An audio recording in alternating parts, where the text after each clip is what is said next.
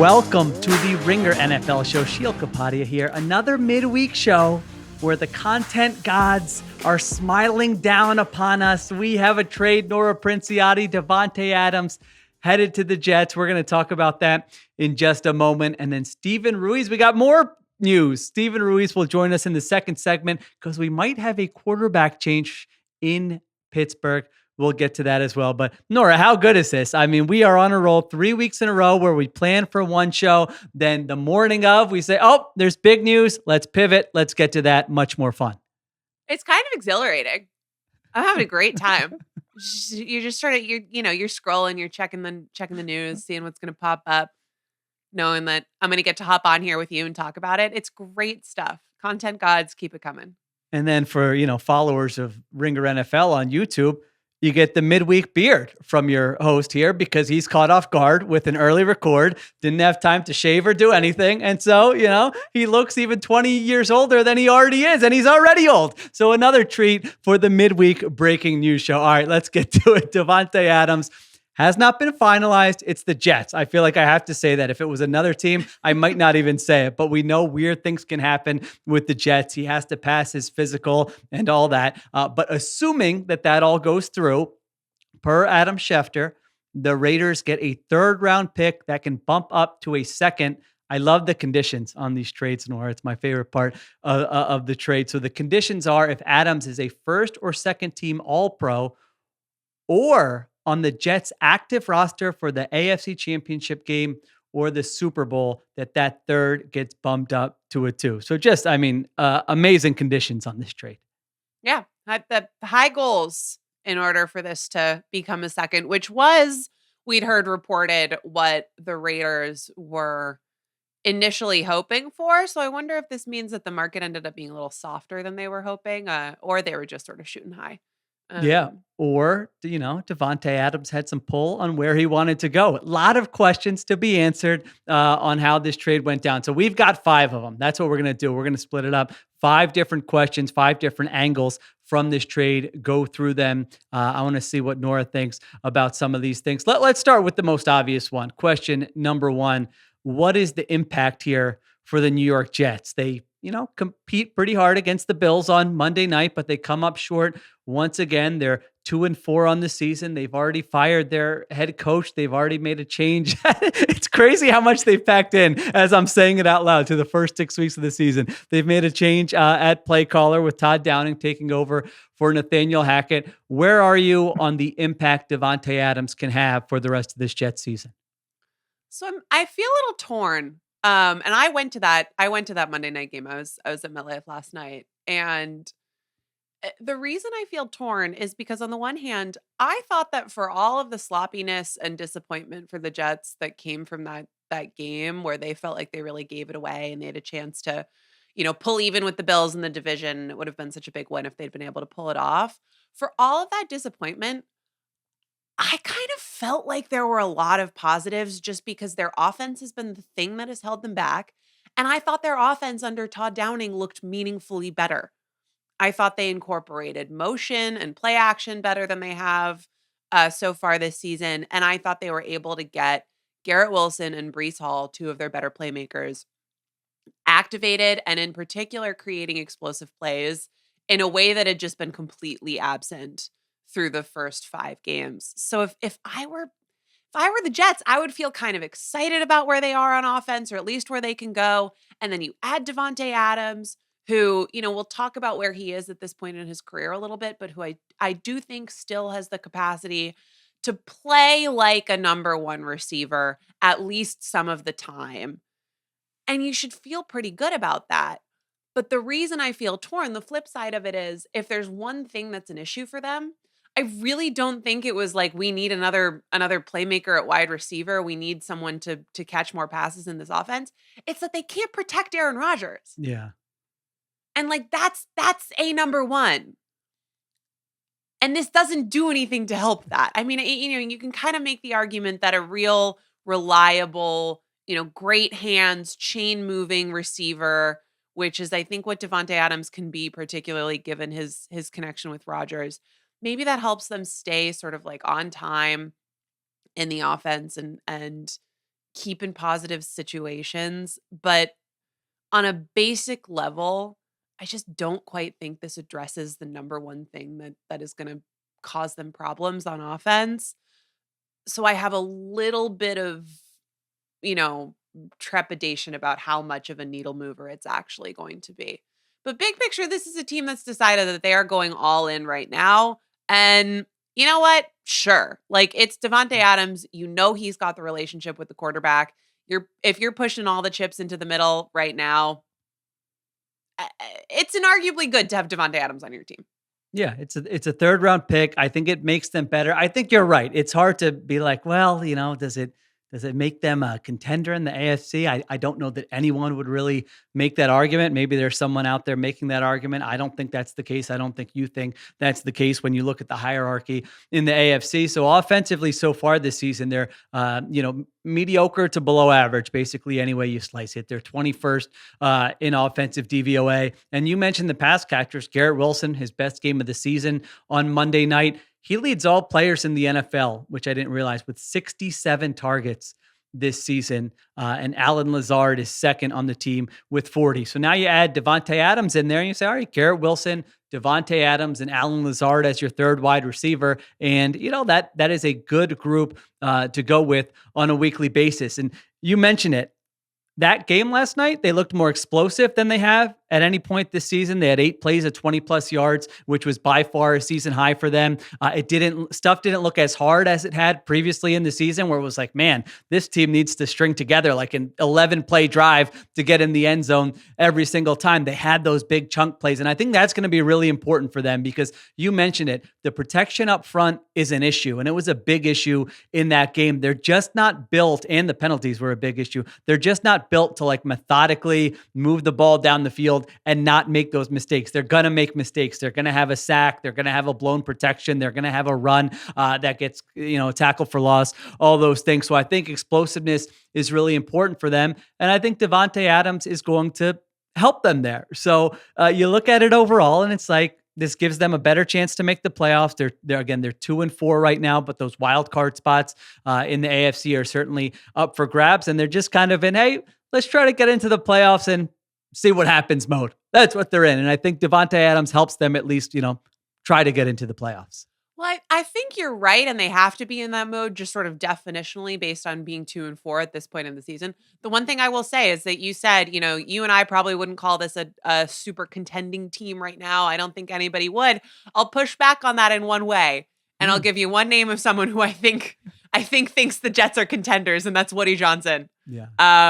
And so in terms of the impact for the Jets, look, I think it's a positive.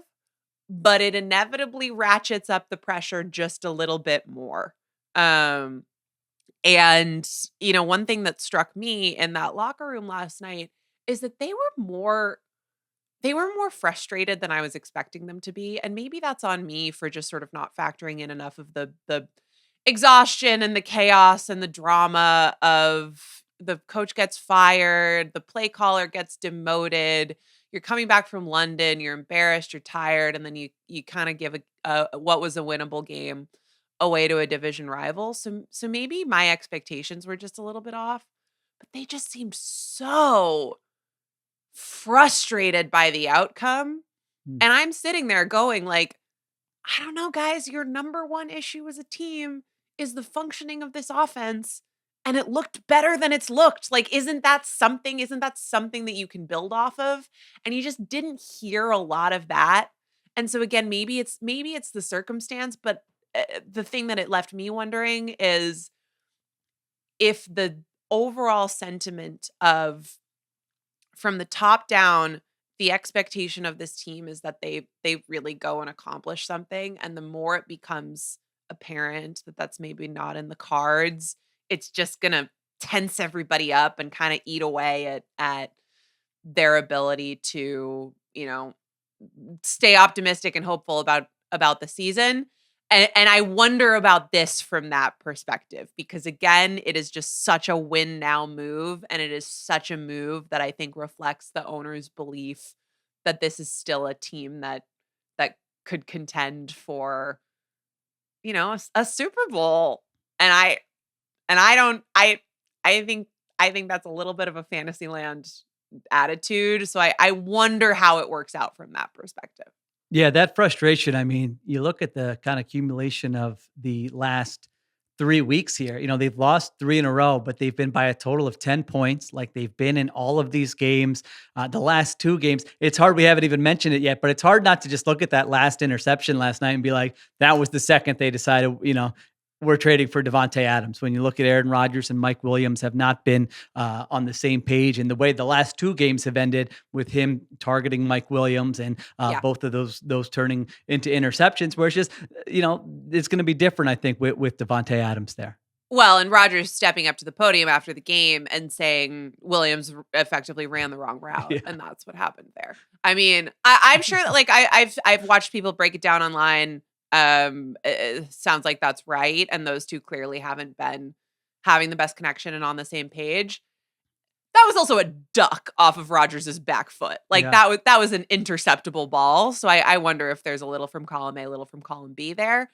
But that's another reason why this goes in the plus column. It's good to have Davante Adams on your team, particularly if your quarterback is Aaron Rodgers. So, tentative excitement, I think, is how I would feel about this. Yeah, it's funny. If I was like, an analytics staffer on the Jets who had job security and knew I was going to be around for 10 years, I'd probably be the person in the room going, guys, we're not going anywhere this year. I know it's only a 3rd round pick, but we have holes on this roster. What are we talking about here? It's a 12-game rental. Why are we doing this?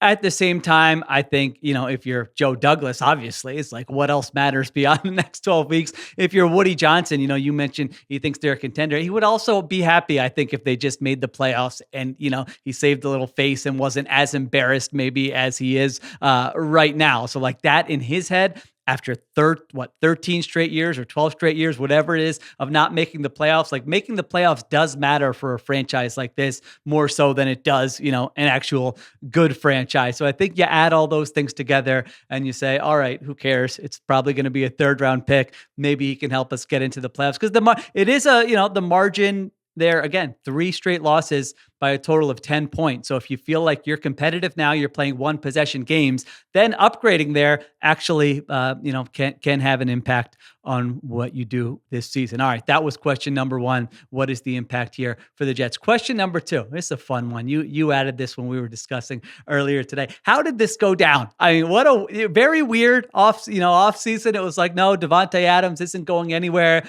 Then all of a sudden, there's a business decisions comment from Antonio Pierce, but like the Raiders are 2-2, and all of a sudden, Adams demands a trade, and he's got this hamstring injury, and then you've got the Rodgers of it all, where what kind of strings is he pulling behind the scenes? So give me your best guess or how you answer this question. How did we get to a point where in week 6 the Raiders are trading Davante Adams to the Jets?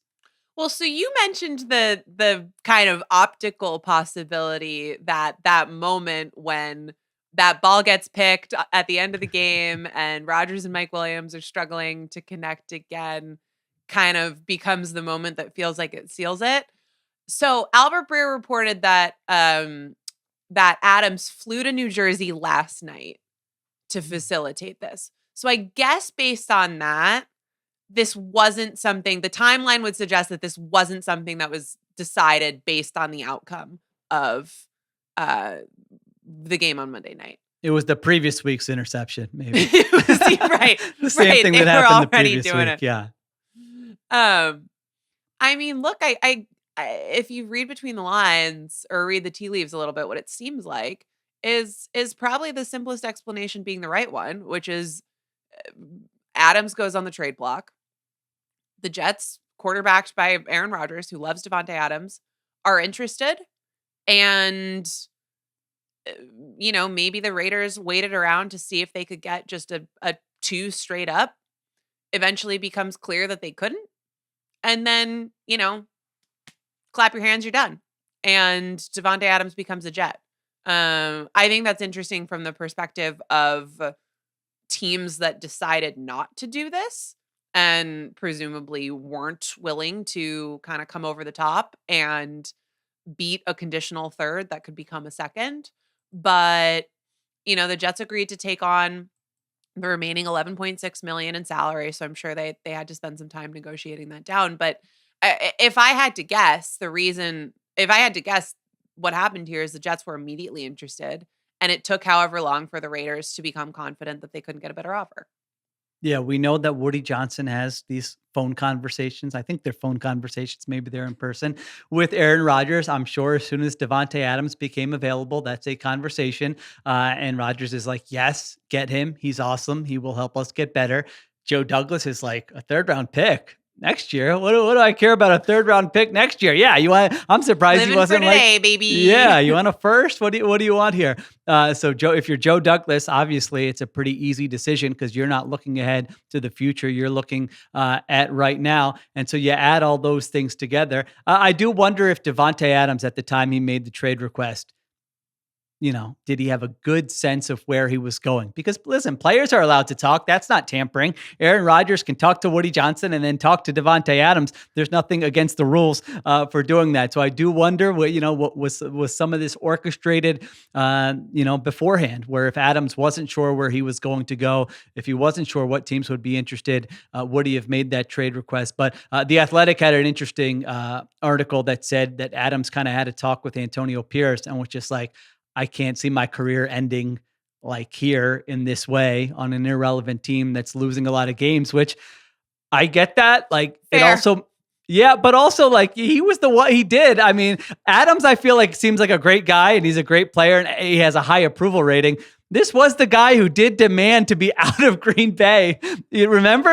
He could have been playing with Rodgers in Green Bay. He could still be there if they signed him because the reporting at that time was that the Packers offered him a contract, but he said, no, I don't want to be here anymore. I want to go play with Derek Carr, and how'd that turn out? I mean, he could imagine if he's on that Packers team right now with Jordan Love. That could have been a nice ending of a career for Davante Adams. So I'm just saying, he's not like an outwardly diva-ish wide receiver, but he has made some strange decisions here in recent years. Yeah, it is one of it's becoming a great sort of butterfly effect moment of Davante Adams just saying to the storied Green Bay Packers, I need Derek Carr. I need to go play with Derek Carr. It is paramount that Derek Carr be my quarterback. I don't think we talk enough about how wild that was and how many things that set in motion. But look, clearly he likes to play on a team that is quarterbacked by one of his buddies. At one point that meant not Aaron Rodgers, but now it means Aaron Rodgers. And I on some level, I find it hard to argue with.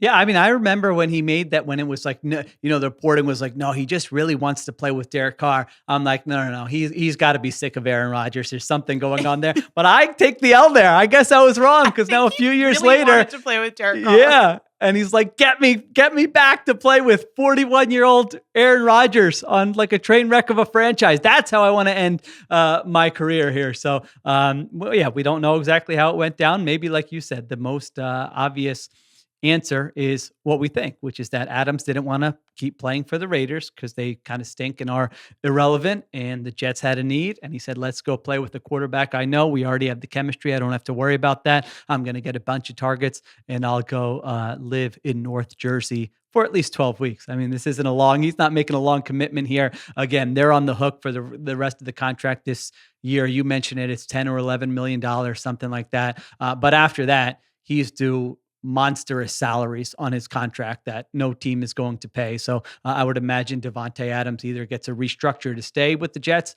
after the season, or he just becomes a free agent and he could be playing elsewhere next season. All right, let's take a break. We have 3 more questions pertaining to this trade that we got to get to. All right, we're back on the Ringer NFL show. Question number 3. Who is Davante Adams at this stage of his career? Because we remember Davante Adams in his prime, probably the best wide receiver in the NFL, certainly one of the most fun, productive wide receivers in the NFL, but he turns 32 in December. He's had this hamstring injury, we think, for a few weeks here. Such a weird story. We think the hamstring injury was a real thing. But who are the Jets getting, Nora? What do you think? Well, I think they're getting I really do think that they are getting a sort of borderline number 1 quality receiver, which is not to say that he will automatically become the number one in that offense. I think it'll be interesting to see how the target share, particularly with Wilson, who's thrived on a lot of volume, ends up going once he's worked in there. But I think Davante Adams as a baseline is still someone who's capable of being not a top 5 receiver, but like one of the better receivers in the NFL. We haven't seen him play a lot this year. He's only played 3 games before he started being held out with that hamstring injury, which I'm very curious to see if that miraculously solves itself now, or if it's something that he continues to have to deal with, which obviously also has implications for the Jets. But in that 3-game sample size, we have seen him take over a game at least once, right, at Baltimore. And that was without Rodgers. So yes, are there risks associated with taking on a 31 going on 32-year-old receiver who, if you dig into some of the advanced metrics, some of them do show diminishing productivity over the last several seasons. I think when we were talking about trade destinations, I mentioned some data that Seth Walder had put together online, which shows that his yards per route run over the last 5 seasons have gone down every year. I think some of that is attributable to his situation worsening, but some of it is probably attributable to him not having the type of burst that he had as an athlete a few years ago. But I think how I feel about who Davante Adams is right now, it's less about that. It's less about like, is he just not the player that he used to be? I think if Davante Adams is on the field, he's probably going to be able to be a pretty useful receiver for the Jets offense and for Aaron Rodgers. I think the thing that you worry about given his age actually is the injuries. And I know we're all expecting him to just sort of like pop back up and say, oh, I'm better. My hamstring is fine. Now that he's with the Jets. But like, we're recording this before the physical. Let's see. And let's see if he's on that injury report kind of week in and week out. Because to me, it's less, is he just not going to have it? And is it going to be an issue that he's a step slower? Like, I think they'll figure that out. To me, it's more that like, it's exciting to get Davante Adams, but this is another player, you know, kind of like Mike Williams has been, like Tyron Smith has been, where it's another veteran where the durability is a big concern. And so when you talk about making a push for, you know, January and beyond, that's a bigger issue to me than it is like, oh, he's not at the absolute peak of his performance. Yeah, all their best players. Well, not all their best players. A bunch of their best players or key players on offense are on kind of the last legs of their career. Aaron Rodgers, Tyron Smith, Morgan Moses, Mike Williams, Davante Adams. I mean, all these guys, they're at various ages, and it depends what position you play. But just wide receivers this age typically are declining or are on the kind of final years of their career. If you look at the last 5 or 10 years, wide receivers who are 31, 32 years old, who have even had 1,000 yards, it's such a short list. It's like Adam Thielen and, DeAndre Hopkins and Julian Edelman. Like it's really not a lot of wide receivers still performing at a high level. Now I'm with you. I thought he looked good this year when he played. 18 catches for 209 yards. It's not a big sample, but man, that fourth quarter against the Ravens, I can't get that out of my head where he was just, they couldn't cover him. He took over the game and he won the Raiders that game. He lost the Ravens that game. Like that type of impact really has a difference. And you look at last year, 103 catches, still had over 1,100 yards. So he's not the same guy he was in his prime. I don't think anyone would make that case. I think he can still be a really good player. I mean, he was doing that with Gardner Minshew and Aiden O'Connell as his quarterbacks. And I guess Jimmy G a little bit last year as well. So you look at it, if he was traded to another team, I would have more concern about the production. But so much of what Rodgers does, we've seen this season, is about chemistry. He and the wide receiver need to see things the same way. They need to read the coverage the same way. They need to read the leverage of the defensive back the same way, because that ball's coming out. I mean, Troy Aikman was kind of vaguely making this point a lot during the broadcast last night where he's like, The ball's coming out really quickly. No, like really, really quickly from Aaron Rodgers, where if the pressure's coming, the ball's coming out. And is the wide receiver ready for it or not? There was even a play yesterday where it's like Mike Williams turns around and the ball's on him and he drops it. And it's like, all right, he probably should catch that ball. But at the same time, like, it's really, we're talking about split second you here. Thought it was arriving a beat later. Yeah. And so that stuff definitely matters. So you're going to see a lot of back shoulder throws to Davante Adams. You're going to see a lot of plays where it's just Davante Adams one-on-one, and Aaron Rodgers is going to throw with anticipation to a spot, and he's going to trust that Davante Adams is going to be there. And they've had thousands of reps together doing those things. That's why I think if you're a Jets fan and you want to be optimistic about it, that's where the bullish case that this isn't just if it were the same level of wide receiver at the same age, but a guy who Rodgers had never played with, I'd probably be on here ripping this trade, going like, what are you talking about? This isn't going to work out. He can't just integrate this guy into the offense, but it's someone who he's played with before. And so that gives me some optimism that I think Adams is going to play well if he's healthy. To your point, if he's healthy, when you're that age, you've had a hamstring issue, there's no guarantee that he's going to be on the field. But if he's on the field, I actually think he's going to play well for them over the next 3 months. The other thing is you worry about, worry is maybe too strong, but like, I do wonder how that connection ends up taking away targets from a Garrett Wilson, or even like, a Breece Hall, who they've started to incorporate in the passing game a little bit more. That's secondary. That's okay. Like it's all about this year. And if it's working, it's working. I do wonder a little bit, just because we know how much Rodgers likes to rely on those connections, if the worst case scenario ends up being they get Adams in there, he gets all the attention from the quarterback, and then maybe like November, December, he's banged up, he's hurt, and then you've sort of lost the opportunity to really foster that connection between the young wideout who's more the future of your team, but also who maybe might be a little bit more durable over the course of the entire season. And then you wind up a little stuck. But like, that's almost, I feel like that's almost even a little concern trolly. Like, yeah, I do think that if he's on the field, he's going to make a positive impact for them. Adams and Wilson are going to have like 90% of their. I mean, you're going to mix in a little Allen Lazard, because you got to mix in a little Allen Lazard. And Rodgers loves him some Allen Lazard. That's what I'm saying. Particularly after they connect on a 52-yard Hail Mary. Yeah. I mean, those three are going to account for 100%. And no one else on the team. You don't need to go to the jugs machine this week. You're not getting a pass thrown your way. It's going to be those three guys, and that's it. All right, 2 more questions here to get to. Number 4, and this I like to revisit this one because you and I had this conversation a couple of weeks ago.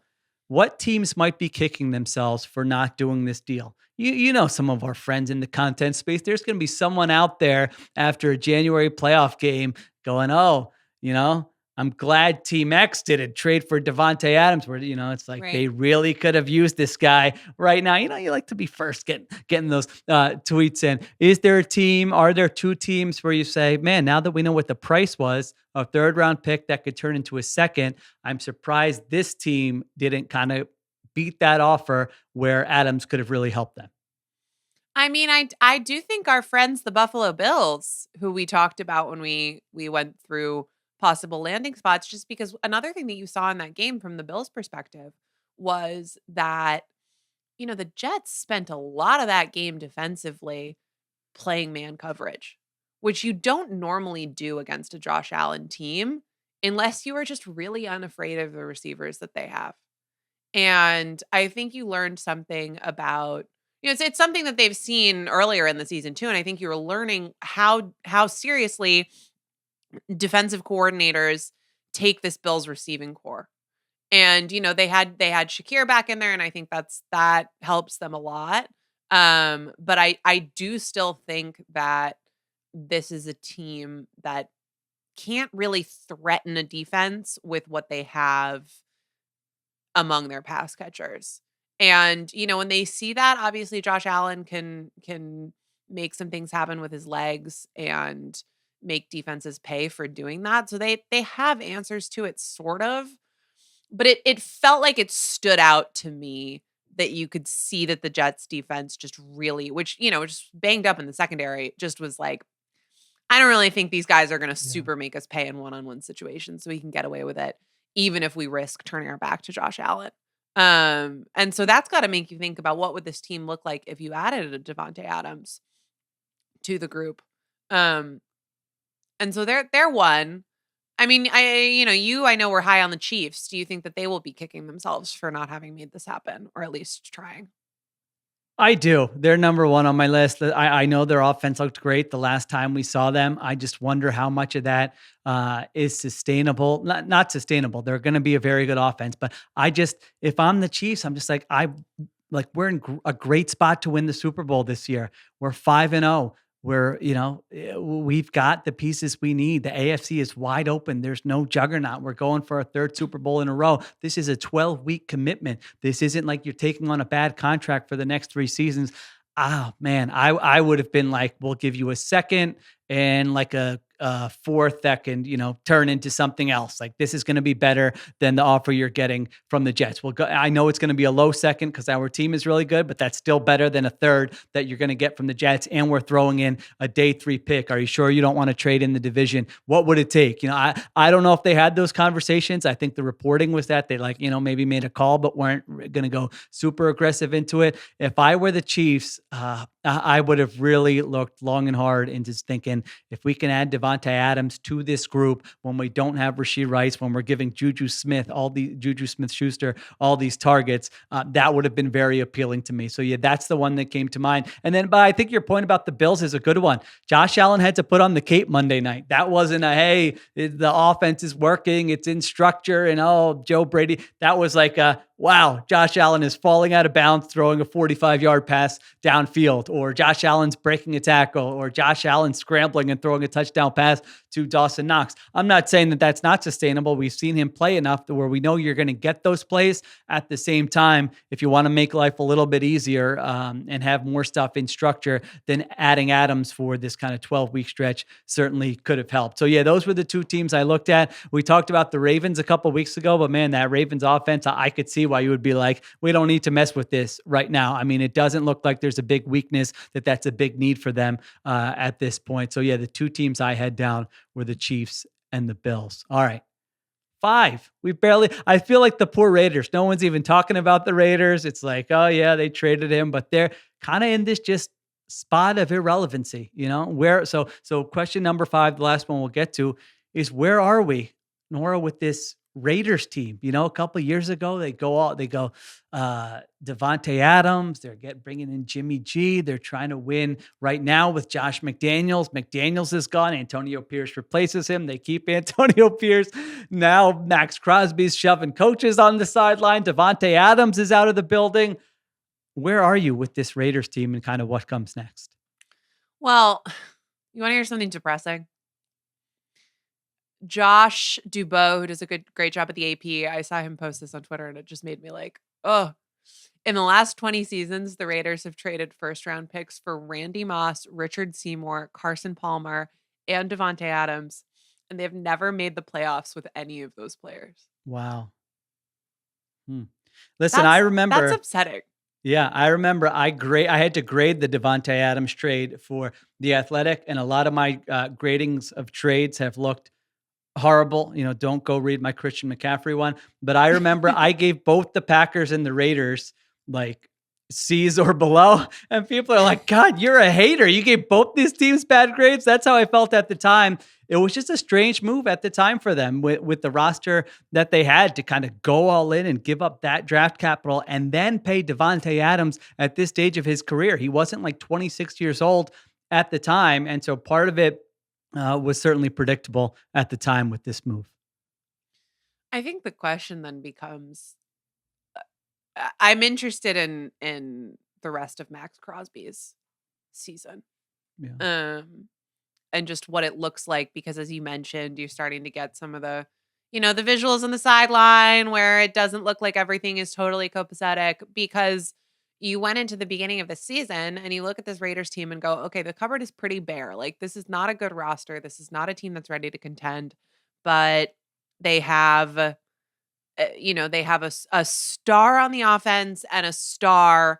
And I think in Crosby, a real star who's closer to the prime of his career than Adams is a real star on the defense.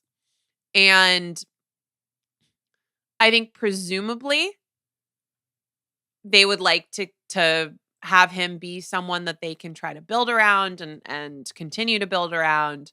But, you do get to a point where it's like, how much can this guy really do for a team that just is not in a window of contention right now? But the flip side of that is if you get rid of all of your blue chippers, you don't have any blue chippers, and then where are you? So I think the Raiders are pretty much in the wilderness. I think this is kind of a bummer because they bought high and sold low on Adams, but at the same time, this is a team that needs draft picks a lot more than it needs Davante Adams. So it's a long road, right? Like the Raiders next year are not going to be a great roster. You start to look 2+ years down the road if they do well in the draft, if they make good choices in free agency, if they figure out their quarterback situation, then maybe you start to recover. But this hasn't been a team that's been competitive very often in recent memory and even not so recent memory. Yeah, I don't want to pile on. If you're a Raiders fan, you're just like, this season is such a bummer, but they're in terrible shape. There's no sugarcoating it. Like I was looking at the AFC, the Browns are probably in worse shape just because of their quarterback situation. And then the Titans, when you're looking at teams that are like, they're not competitive now and they don't really have a straightforward path towards being competitive in the future. That's where the Raiders are at. I mean, Max Crosby, Christian Wilkins, Brock Bowers. Who else do you have on this team as a building block? You have a tight end and 2 defensive linemen. You have no quarterback. You're probably making a head coaching change at the end of the season. You very well could be making a GM change at the end of the season. And if you're not, you're sticking with the guy who couldn't build a roster around Justin Herbert. So that's not great either. You have to take a huge step back and be like, we tried making these moves with the Christian Wilkins and Davante Adams and Jimmy Garoppolo's of the world, and it did not work at all. This needs to be a big rebuild. We need to try to figure out ways to accumulate resources to get a quarterback. And so maybe like they're probably not, I mean, they might be bad enough to land a quarterback in next year's draft, but that's not a guarantee. Like they might still have enough competitiveness in them where they win, 6 games or whatever it is, where now you're like kind of in that middle ground where you're not going to get a top 3 pick. So you don't have a great path towards getting a quarterback. The Crosby question is really interesting because he's only 27 years old. So if you're ownership and you say, no, this is like one of the best defensive players in the NFL and he's 27 and we just paid him, that's not a guy I'm trading. I get that. At the same time, the assets you have to accumulate draft capital, he is it. That's the only guy, unless you want to trade Brock Bowers, which you wouldn't want to do that. He's on a rookie contract and he looks awesome. But Max Crosby is going to get you at least a first-round pick in return. I was just thinking about this as you were talking, like a forward-thinking move for them would be to try to identify a team that's going to be like crappy in like next year and be like, hey, give us like a first and something else. You don't even have to give it to us in this year's draft. Give it to us in next year's draft, and they'll be like, well, really? Because you know how GMs operate. You might be able to get more because you're not going to be good next year. So I don't know. I think it's something you can consider. I understand. I'm usually a person who says if you have a star player at a premium position in their prime, you don't need to overthink it and trade that guy. But they're in such a weird situation where I really don't see what the path is unless they're just like, let's really suck this year. Like, I don't know if there are other things they can do with the roster and go into full tank mode, and then you draft a quarterback next season and you try to build around him that way. So what you're saying is the Raiders should trade Max Crosby to the Jets. Mm-hmm. Yeah. I mean, I wouldn't want to do it to the Lions because like the Lions are going to be good, but try to identify that team. Yeah. A team that's fooling itself into thinking it's a contender, but if they're going to be good, it's going to be this year and that's it. And then try to get their draft pick in, what would that be? The 2026 draft. 2026 I think maybe that's the move. Find a GM, make a list, rank the GMs. Who's trying to save their job right now? Who's under the most pressure right now? Find those GMs and call them, or, find some sneaky way to get a text their way. Have one of these insiders text them that, hey, I don't know if you heard, but like they are taking calls on Crosby. They're probably not going to trade him. They don't want to trade him. They don't want to trade him, but they are taking calls. They're just, trying to explore all their options and see what happens there. Can you dupe somebody into just, a massive fall? Because he's worth it. He's one of the best defensive players in the NFL. Like, if you actually are a contending team, like if I'm the Lions, I'd be like, let's go. If he's available, I'll give up a first to go get Max Crosby. He can be with us for the next 3, 4, 5 years at least, as we've got this Super Bowl window, and that first round pick isn't going to get us that. But if you're the Raiders, the whole thing has to be, how do we get a quarterback? What are we doing at coach? What are we doing at GM? Only the biggest questions that every franchise faces, and they have no answers. Other than that, they're in great shape. Brock Bowers looks tremendous, and they have a very nice stadium in Las Vegas that we were at last year for the Super Bowl. Lovely stadium. Lovely stadium. Yeah. Tom Brady, the ownership thing might get approved here this week. They got the owners' meetings. I did notice, Nora, that he was smitten over Ben Johnson during that Lions-Cowboys game last week. Like, that's the most he's gushed over anybody during a game this entire season. So I don't know, Ben Johnson, Tom Brady, figure it out from there. Maybe that's the move. I don't know. Sorry, Raiders fans. There's no easy answer. All right. That'll do it, I think, for this segment. Thank you to Nora Princiotti for helping me break down the Davante Adams trade. We'll take a break. We'll come back. We'll talk a little Russ, Fields, Stillers, and some rookie quarterbacks with Steven Ruiz. All right, we're back on the Ringer NFL show. Some more news today to talk about it.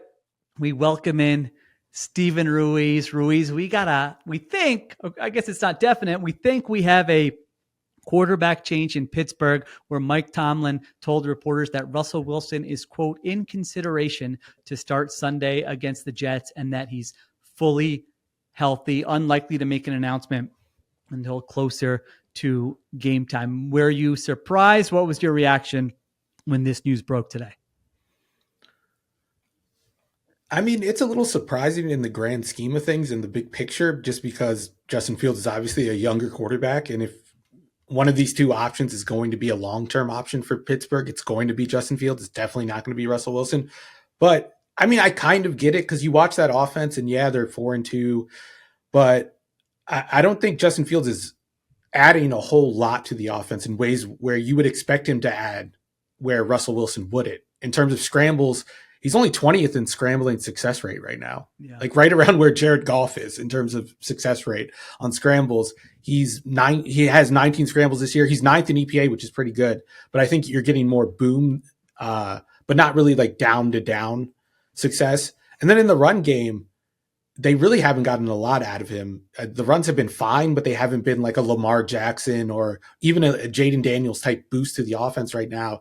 And with the way he's still avoiding the middle of the field and really the intermediate areas, you're not getting that like benefit you get from having a run first offense. So you run play action off that. If he's not attacking those areas of the field that get vacated when teams sell it to stop the run, then like the offense doesn't really work as designed. So I kind of get it in that, from that perspective. I think it might improve the offense, but at the same time, like all of the problems that Justin Fields has, Russell Wilson. Yeah, that's the funniest thing, is that as we were talking about Justin Fields in the summer, it was like the best version of Justin Fields, the way he's played so far, is probably like Russell Wilson, when he was a better player. It was someone who's creating and scrambling and, throwing downfield on the outside, a part of your run game. And what, like, their styles, you could really make the case. They look very different when they stand side by side, but their styles of play are really not all that different. So I'm with you on Fields. Like, I do think there's probably, a bit of overreaction on how he's performed this season when you look at it. They're 23rd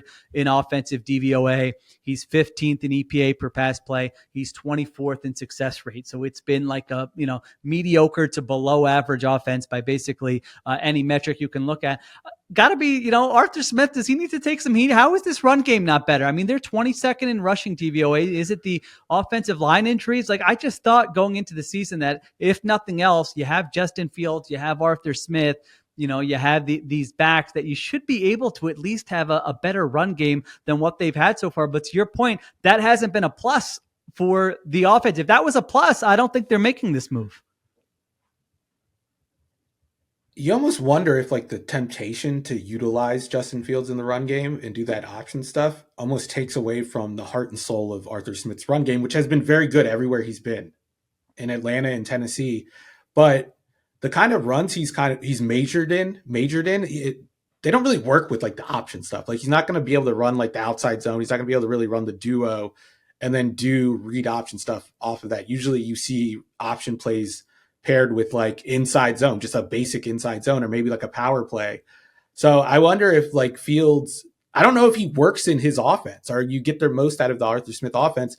And you can kind of see this in the splits. Like Fields is better on late down situations than he is on early down situations. And usually for quarterbacks, that's reversed. Like early downs is where it's easy, where you get your play action, your chunk plays and all that. And then third down, it's like, oh, the defense has the advantage. They're going to be able to blitz you. They're going to be able to do coverage disguises. And then things get difficult. I think Fields just has that ability to scramble and pick up a first down and kind of make plays on the move.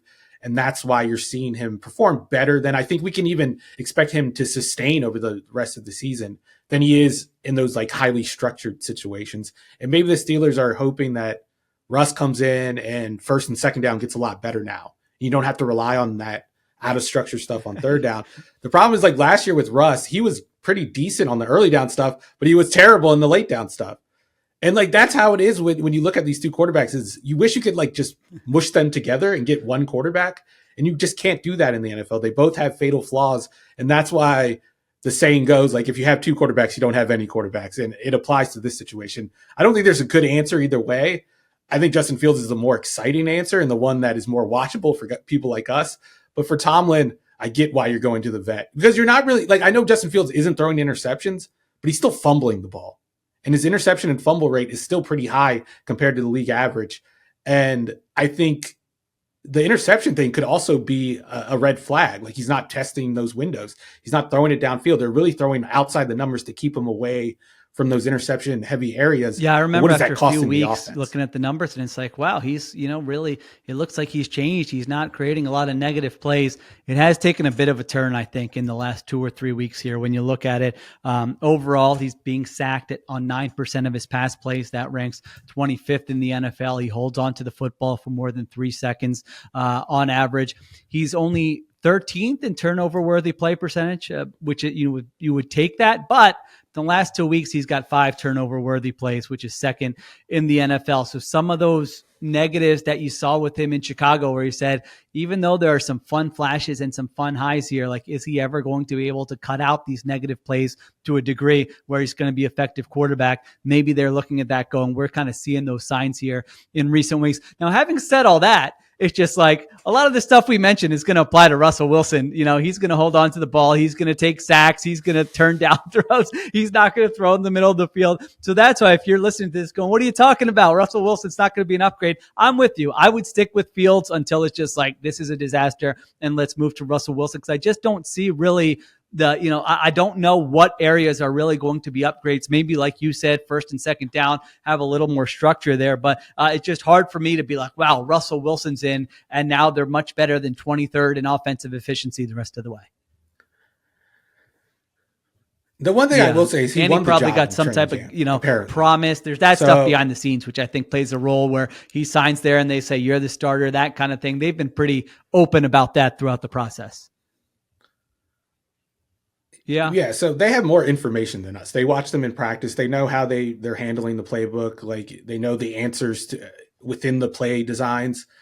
And I was thinking about this earlier today. Is the quarterback position the only one where where a team is like winning? The Steelers are 4-2 and their starter is coming off an injury. He's coming back. And we're like, I don't know. You kind of got to stick with Fields. That doesn't happen for any other position, right? Like any other position on the field. If the wide receiver won, if Justin Fields got hurt and the Vikings won 5 games in a row, I think they did start winning when Justin Fields got hurt last year, or Justin Jefferson. No one would be like, oh, yeah, I mean, you got to ride the hot hand. You got to keep Justin Jefferson on the bench, So I don't know. I think that, like, I know it's the quarterback position and they control most of the stuff, but like, for the Steelers, that hasn't been the case over the last couple of years.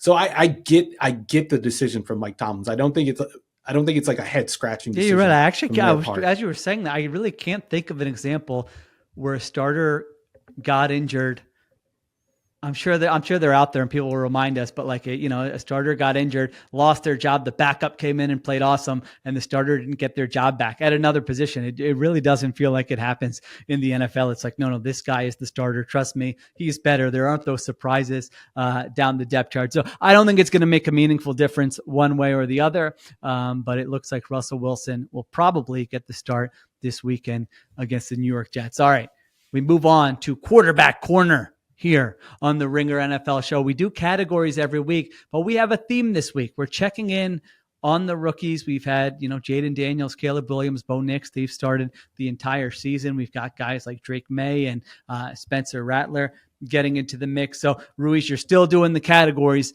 but we're sticking with rookies. So start us off. What do you got for the first one? All right, the first category is they were better on film than the box score implies. And I'm going to split this one. I'm going to go with Drake May and Spencer Rattler for this one. They both had 2 turnovers.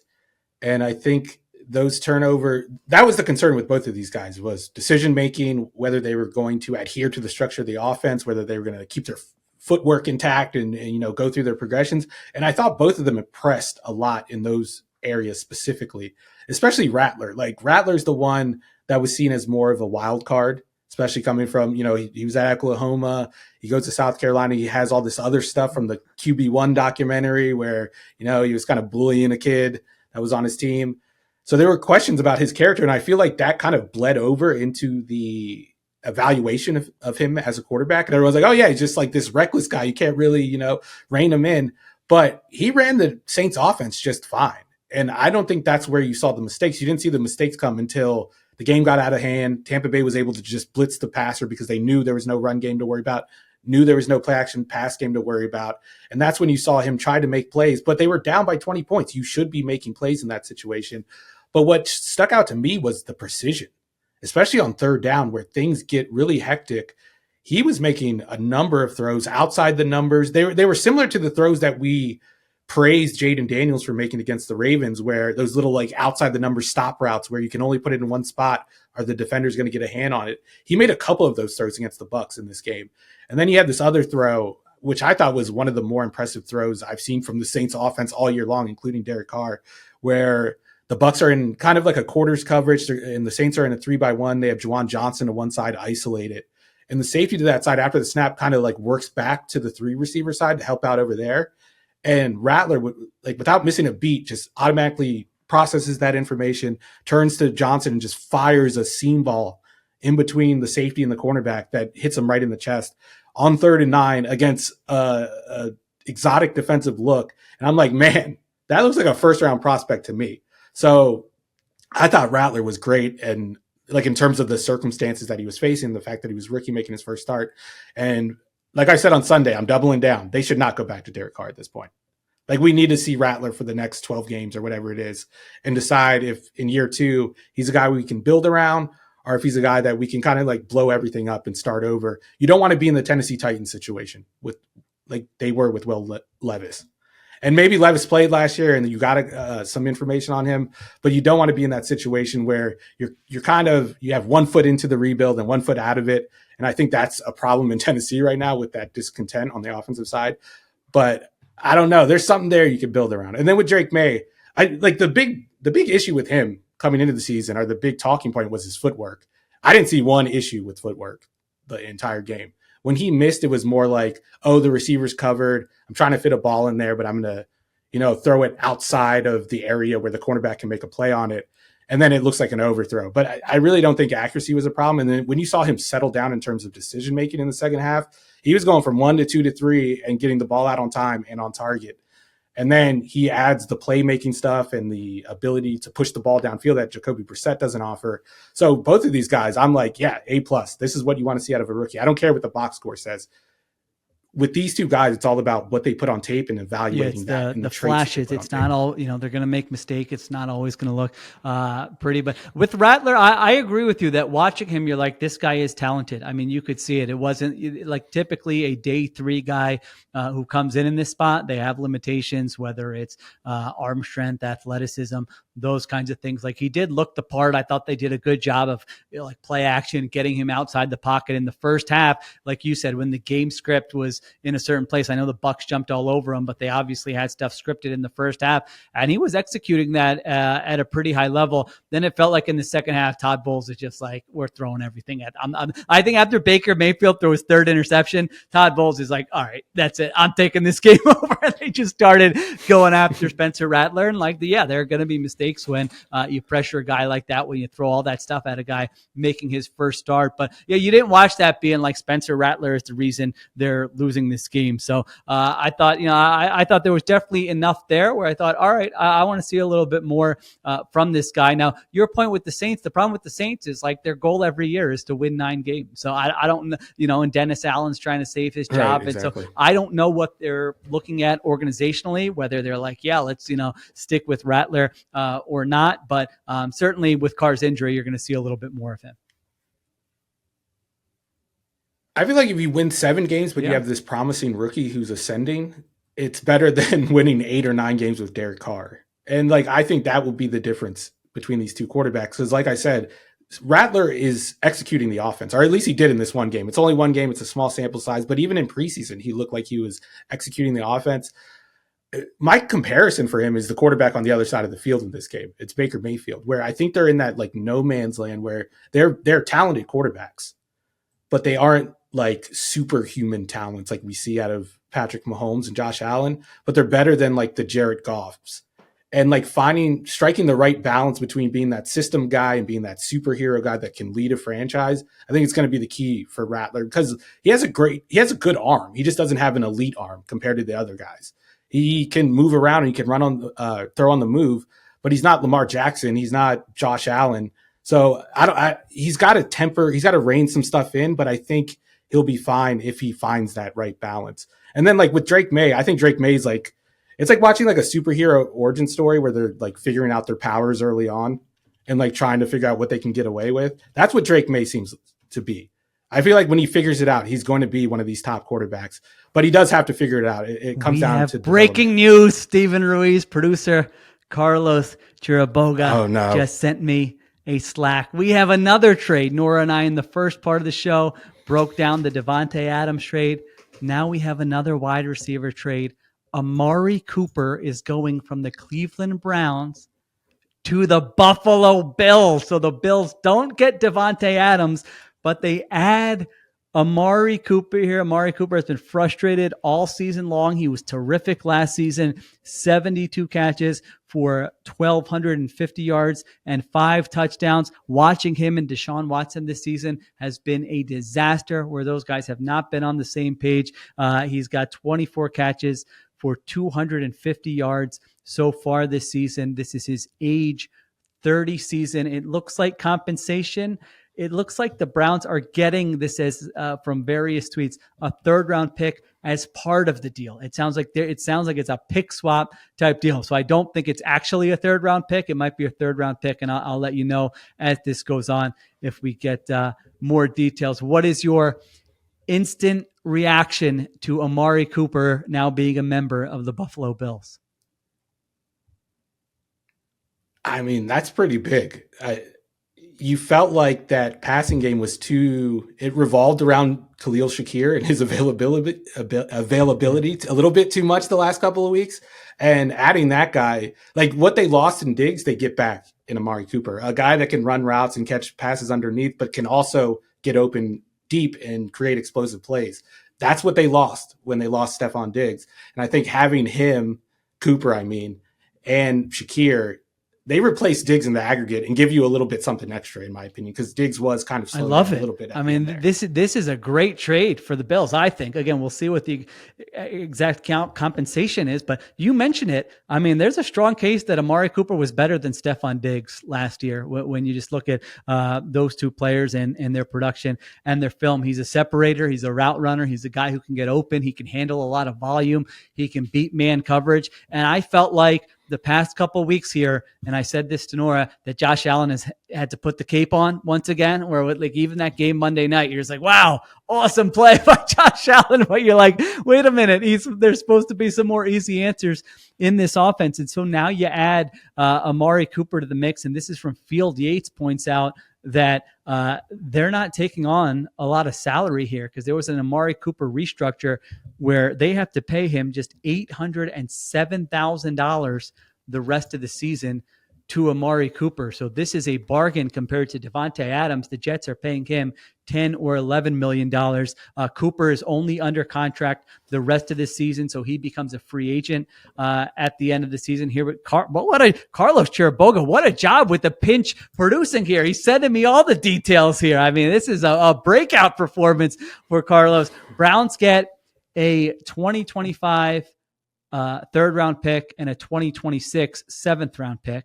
The Bills get Amari Cooper and a 2025 sixth round pick. Okay, so we can do the math. It does, if you think those day 3 picks kind of cancel out there, I guess it is sort of a third round pick. But man, if I'm the Bills, I'm absolutely doing this any day of the week. They're 4-2 this season. The AFC is wide open.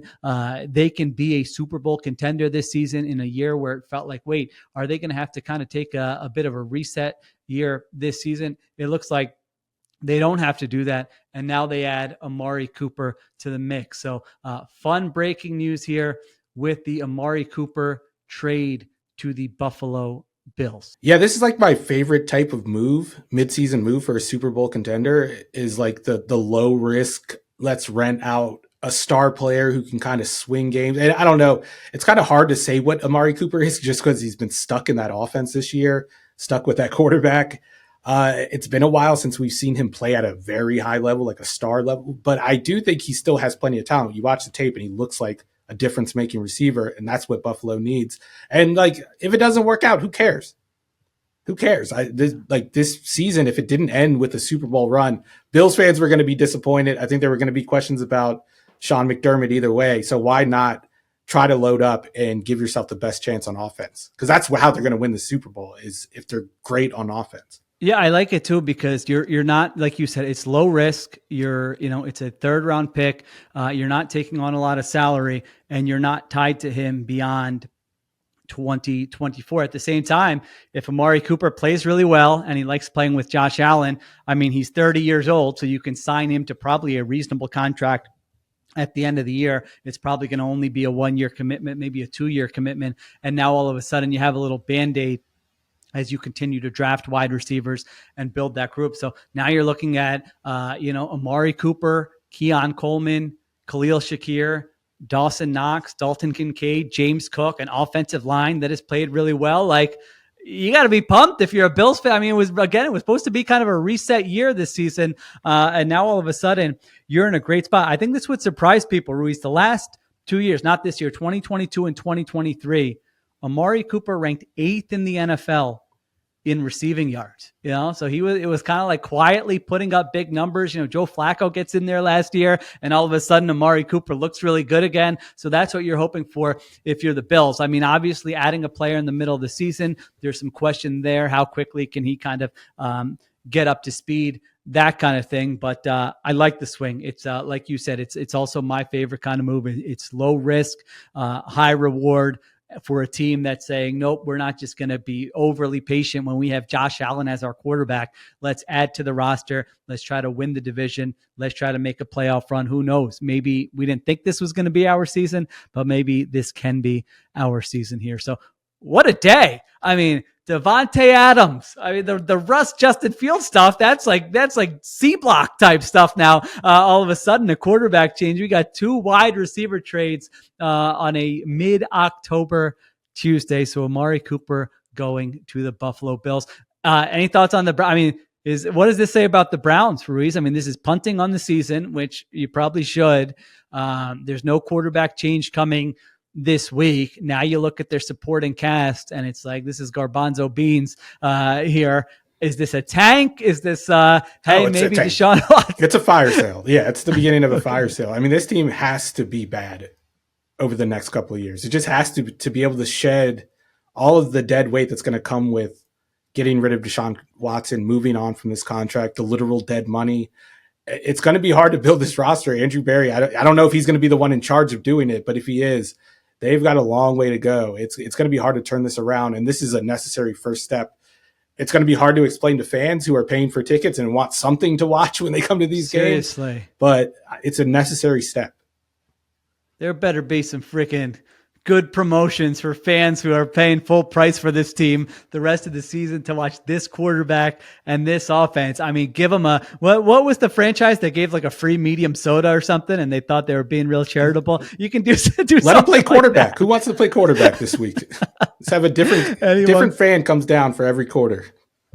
Yeah. I mean, so they're in bad shape at quarterback. They're in bad shape at wide receiver. They have no ways out with Deshaun Watson. Who knows what happens with the head coach and the GM, like you said, at the end of the season. So I don't want to make it sound like they don't have any good players. They've still got Myles Garrett. They've still got good corners. They've still got some talent on the offensive line. So there are some things there, but one of the most intriguing teams, because what are they going to do with this Deshaun Watson disaster, which, by the way, they got what they deserved by doing what they did, guaranteeing his contract, giving up that haul for Deshaun Watson. So they've got a lot to figure out. This feels like the first step in what's going to be many moves to come here, not only during the rest of the season, but also in the offseason for the Cleveland Browns. All right, I'm going to listen. I get this little sound effect whenever I get a message on Slack here. So I'm going to keep an ear out for that in case Carlos sends us anything else, but we can finish it out and get to the other rookie quarterback awards that you've got to hand out. All right, let's go with the player whose tape didn't look as good as the box score. And I'm going to give this one to Bo Nix just by default, but instead of giving it to Bo Nix, I'm actually going to give this to Sean Payton. Because I've been on this. You mentioned this in the post-game show, too. You think Knicks may be getting, even though you're not a huge Knicks guy, you think he's getting a little bit of a raw deal and Sean Payton's not taking enough heat. I do. I don't think – it doesn't look like he's getting good coaching right now. Like, there are hitches in his delivery. He's not confident in what he's seeing. He's not delivering the ball with confidence. I don't think he's gotten any better at managing the pocket. I don't think the play calling has helped him out. But really, it's – the fundamentals and the stuff I'm talking about, like the confidence. And I think that's on the coach. The coach gives the quarterback the confidence in what he's looking at. Like you see quarterbacks like Tua, you see quarterbacks like Brock Purdy, you see quarterbacks like Jared Goff who have fully bought into the play calling and trust that a receiver is going to be where the coach says the receiver is going to be. That's how they're able to throw with anticipation. Now, Bo Nix kind of had those hitches in his deliveries at Oregon, and that was a concern before the draft. But you would expect a coach, especially a QB whisperer like Sean Payton, to be able to coach that stuff out of him. It just hasn't happened yet. I do think like one of the things that Bo Nix has put on tape that kind of caught me by surprise is his ability to create plays out of structure. He had a nice little play against the Chargers. I know the tape was ugly against the Chargers. There's no way around it. He looked a little better at the end of the game, but the Chargers were backing off. They were kind of playing in prevent mode. He made some throws downfield into wide open windows. Those were impressive throws that showed off good arm strength. But the best play to me, or the best plays, were out of structure. He had this one little no-look pass where he's going to his right. There's a linebacker in the window of the throw. He kind of keeps his eyes to the sideline and flips the throw perfectly to his tight end, I think, and picks up about 15, 20 yards. That was a good play. And I think those are the types of plays that have shown up every week. Like there is something to him. He has something to him. But if you can cut out those little pump fakes, and they're not like pump fakes where, I'm going to draw safety out of the middle of the field. They're pump fakes like, I'm about to throw this pass. Oh, wait, it's not open. Let me pull it back down. If we can get rid of those, I think he could be, I don't think he's ever going to be a top 10 starter, but I think he could be like a top 20 starter in one of these system quarterbacks where if you put the right pieces around him, he could produce like a top 10 starter. And he's just not getting any of that right now.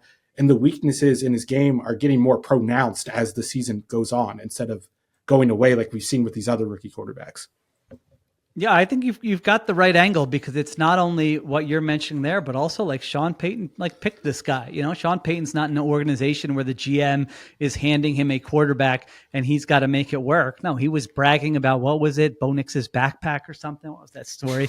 I forget. Listen, it's my mind. It's the only thing he had in his backpack was all football related. This guy's all football all the time. Oh, all right. That's a good reason to go ahead and pick him 12th or wherever you did. But I'm with you. He's got to make it work. He scouted him. He saw the tools. He's the reason he thought he could create a system or fit him into his system and make it work. And the truth is, the Broncos and Peyton would be taking a lot more heat if their defense didn't play pretty well for the first 5 weeks of the season. I mean, this offense hasn't been good. They're 26th in DVOA.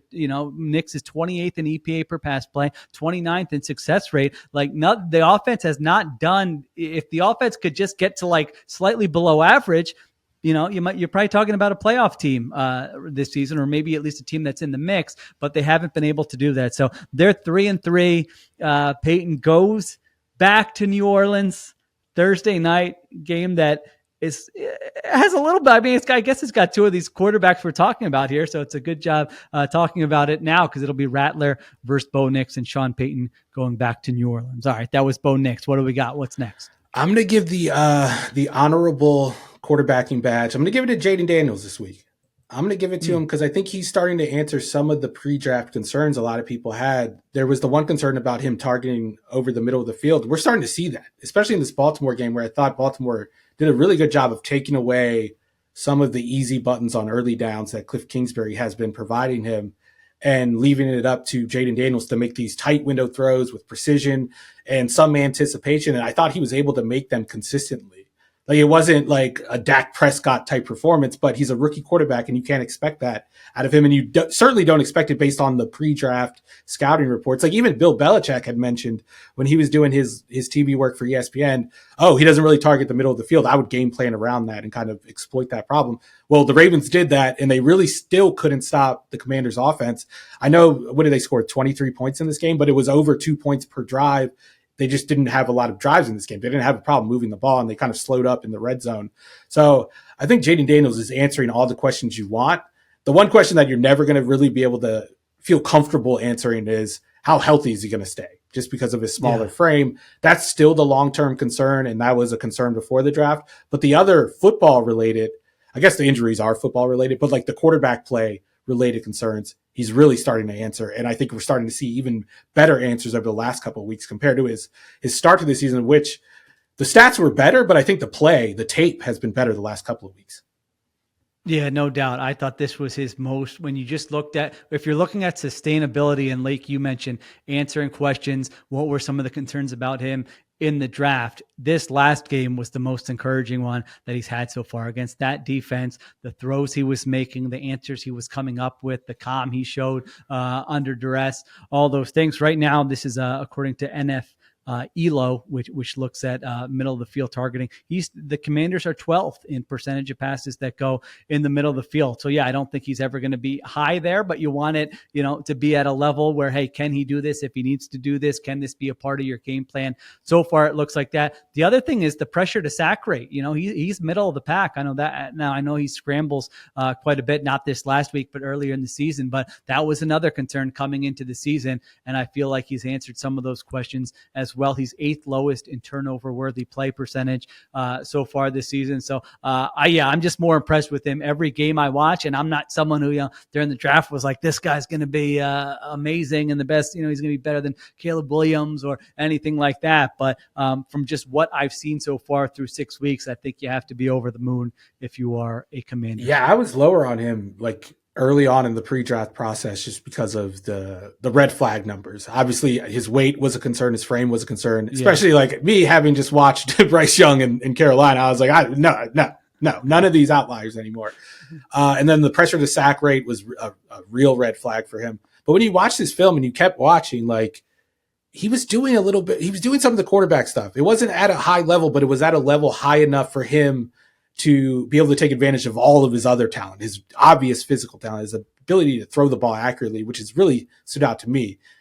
Outside the numbers, intermediate area of the field, every pass is right where it needs to be, and it gets there in a hurry. I don't think he has elite arm strength, but his arm strength is good enough, especially when paired with that precision. Like we kind of seen out of Joe Burrow, where Joe Burrow, the ball gets there a little late just because he doesn't have the same zip that a Josh Allen has, but that it's right where it needs to be, and the defender still can't make a play on it because of that. My one concern, and this isn't really a concern, but I think one area where he has room to grow is actually out of structure. And as a thrower, once he gets outside the pocket, I think Tony Romo kind of clocked this on the game on Sunday. When he goes to his left, he doesn't throw. It's all scrambles. And if you look at his passing map, like on out of pocket plays. Like there are no throws to the left side of the field. So I would argue that he has more room to grow as like an out of structure player than he kind of does as an in structure player, which is where you would kind of have more of the concerns with that type of archetype for a quarterback. But I don't know. He's just answering all of the questions, and a team hasn't stopped him. They haven't stopped him. Yeah. Yeah, I'm thinking of that throw. It was 2 weeks ago, but he was rolling to his right and hits Terry McLaurin. But yeah, to his left. You're right. Romo pointed that out. It's been a different story. So fun to watch. Continue to, hopefully, like you said, you're never going to really have a great answer for the health in that frame and can it hold up until we just see him play more and see how he looks. He took some hits in this game that you were like, whoa, that looked painful, but he got back up every time. So we'll see if he can continue to do that. All right. What are we closing out We're with? going with performance of the week. And really, to me, I'm giving this the performance of the year. I'm giving it to Caleb Williams. And I know Jaden Daniels has had the splashier start to his career. I know he has the better numbers. I think he has an MVP case at this point. Like, I don't even think we can deny that. But in terms of sustainability and what a quarterback needs to play at a high level for a prolonged period of time, for over a decade, Caleb Williams is putting that on tape every week. And I think this last performance, that was top 10 quarterback play, period. Like, in a vacuum. I don't have to add any other caveats to it. That's the type of play I expect to see out of a Dak Prescott. Like the way he was able to get through progressions, the way he was able to get to the backside of concepts in the pocket and deliver the ball on time, on target, with velocity. I have nothing to nitpick from his performance outside of the interception, where I thought it was a good decision. He just left the ball inside too long. Like, in terms of timing, when he let the pass off, how he decided to make the pass, I thought all of that was good and sound. He just left the ball too far inside and the safety was able to make a play on it. But outside of that, like, this was high level quarterbacking. I think the one area where he can take the next step, like, this is what I want to see before I'm like, okay, this is a top 10 quarterback, top 15 quarterback, because I think he's around like the 20th place right now, is getting to that third option. I think he's able to like read his primary. If it's not there, he gets to his second option. If it's not there, he kind of goes into creation mode. But sometimes there's a third option on the field that he could get to more often, and it's a viable answer, and he just turns it down because he's, dropping his eyes and starting to create and starting to get outside the pocket. If he's able to get to that third option and then go into creation mode when that's not open, that's when you start getting to the level that Josh Allen's playing at, that Patrick Mahomes playing at, that Lamar Jackson's playing at, that Dak Prescott, Joe Burrow, these top quarterbacks are playing at. And I'm not so sure that it doesn't happen in like December based on the rate he's going at right now.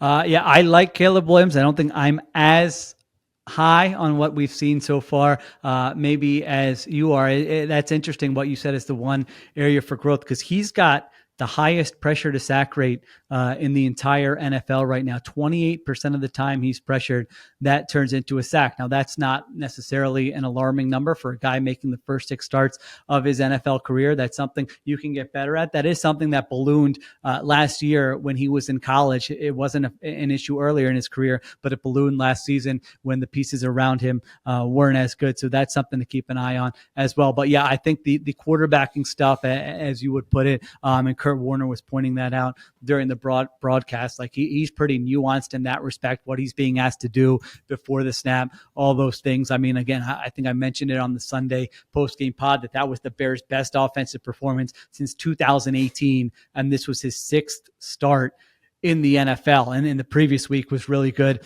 as well. So they're interesting, Ruiz, because if you look at it, I like to look at sort of the schedule strength in terms of the betting market. They've had the easiest schedule in the NFL so far. They have the hardest remaining schedule in the NFL when you look at kind of how they finished their season. It's not necessarily the next week or two, I think, but down the stretch there. So they're going to be like must-see TV, because it's going to be like, how much is he growing? How much is he developing? What is he able to do? Is he showing like not his ceiling, but flashes of, wow, look at how much he's grown from week 1. And he's going to be doing it for a team that's going to be in the playoff mix against very good opponents. So the Bears aren't always relevant in November and December. I just feel like previous years, Bears fans have tried to talk themselves into, hey, that was a fun Justin Fields game. He scrambled for 75 yards and that one throw was awesome.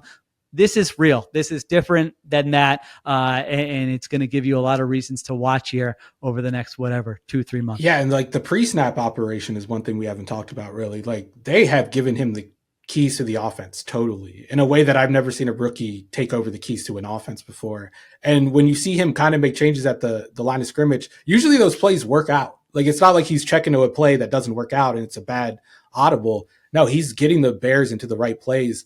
And those are kind of like the hidden plays that you don't really get credit for as a quarterback. Like, I avoided a disaster and I was able to keep the team ahead of the chains.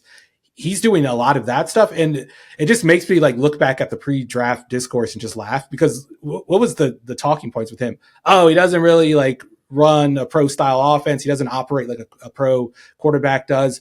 And he's the one that's doing it more so than any of these other rookies. I want to sit out all the pre-draft discourse this year. I was thinking about that. I don't know if it was watching these quarterbacks last week or what, but like, I kind of just want no part of it. I will watch guys I want to watch, and I'll come up with my opinions. But if there's a way for me to mute everything else and only have those conversations on this podcast, I will gladly do that. Like, that is not my favorite part of I love the off season. I don't love that part. I soft launched that approach to this quarterback class. Like, if you look at my tweets, there are no like quarterback rankings out there. I didn't write an article like I usually do. My one take was like, Caleb Williams is good. You guys are overthinking Caleb Williams. That was my one take that I was committing to, but I have no Jaden Daniels, like where he should rank takes out there. Bo Nix, I was like very loudly against, but everyone else in the class, I was like, fine. I get it. Listen, you're only human, you can't, it's like you can't quit, smoking cigarettes cold turkey. Sometimes you got to just, you were taking the patches, you were slowing it down, and maybe next year you'll make greater progress. All right.